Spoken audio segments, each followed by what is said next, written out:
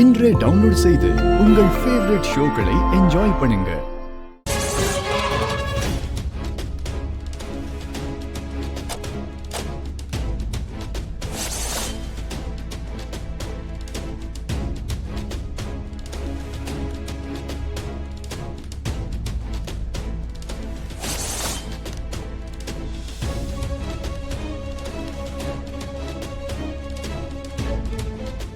எப்படி இருந்தாலும் நான் தான் ஜெயிப்பேன். குறிஞ்சி, ஏய்,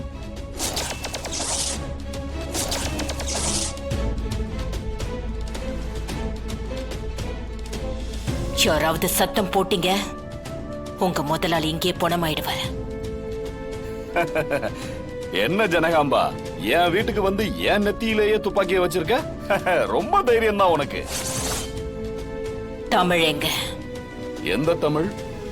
ஏன் தமிழ் எங்க? ஜனா, நீ உன் தமிழ்னு சொல்ற, அவளை என்கிட்ட கேட்டா நான் எங்க போவேன்? எனக்கு எப்படி தெரியும்?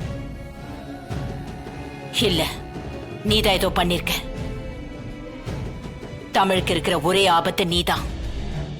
மரியாதைய உண்மையை சொல்லிடு. தமிழ் எங்க? தமிழ் என்ன பண்ண? எங்க கடத்தி வச்சிருக்க? ஐயோ ஜனா, முதல்ல துப்பாக்கிய நெத்தில இருந்து கீழே இருக்கு. இல்லன்னா என்ன சுட்டு கொள்றதா இருந்தா சுட்டு கொன்னுடு. சும்மா இந்த மிரட்டுற வேலையெல்லாம் என்கிட்ட வச்சுக்காத. இந்த துப்பாக்கிக்கோ உன் மிரட்டலுக்கோ பயப்படுற ஆள் நான் கிடையாது. தமிழ் எங்க? ஐயோ, எனக்கு தெரியாது ஜனா. உனக்கோ தமிழுக்கோ ஏதாவது ஒரு பிரச்சனைனா நீ நேரா என்கிட்ட தான் வருவன்னு எனக்கு நல்லாவே தெரியும்.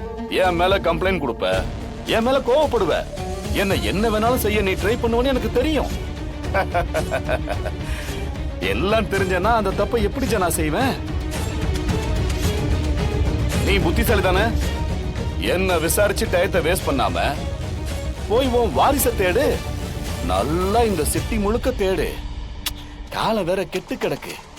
வயசு பொண்ணுங்களுக்கு என்னென்னமோ பிரச்சனை எல்லாம் வருதுன்னு சொல்லிக்கிறாங்க. வேற எவனாவது ஏதாவது தப்பு பண்ணிட போறானுங்க. என்ன ஜனா, என்ன பாக்குற? நீ என்ன மிரட்டினாலும் இதான் என் பதில். சத்தியமா எனக்கு தெரியாது. சார் வாங்க சார், பாருங்க சார், துப்பாக்கியை காட்டி என்ன மிரட்டுறாங்க. இன்ஸ்பெக்டர், எனக்கு இப்போ இவர் மேலதான் சந்தேகமா இருக்கு. இவரை நல்லா விசாரிங்க. தமிழ் வீட்டுக்கு வர வரைக்கும் இவர் வெளியே வரக்கூடாது. ஜனா, நீ தேவையில்லாம பண்ணிக்கிட்டு இருக்க. எனக்கும் இதுக்கும் சம்பந்தம் இல்லைன்னு சொல்லிட்டேன். சார், சம்பந்தம் இருக்கா இல்லையான்னு விசாரணையில தெரிய வரும். வாங்க சார்.